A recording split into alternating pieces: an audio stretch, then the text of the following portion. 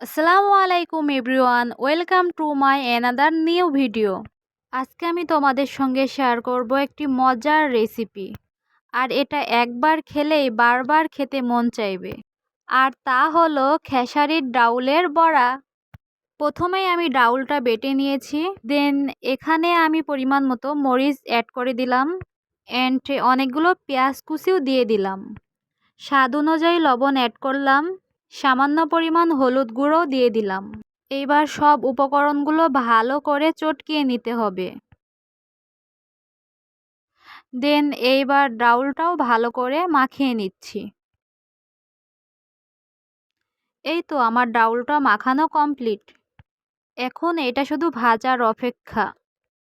আর এগুলো বড়ার মতো শেপ করে নিয়ে তেলে ছেড়ে দিতে হবে।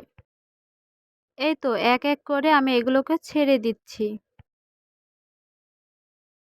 বড়ার এক পাশে আবার ভাজা কমপ্লিট। এগুলো এখন উল্টিয়ে দিই।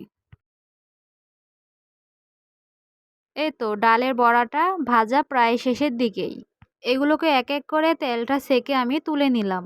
আর এই ডাউলের বড়াটা খেতে এতই টেস্টি, বলার আর কিছুই নেই। তো ভিডিওটি ভালো লাগলে একটি লাইক করে দিও। আর আমার চ্যানেলটিকে সাবস্ক্রাইব করতে ভুলবা না কিন্তু। সবাইকে আল্লাহ হাফেজ।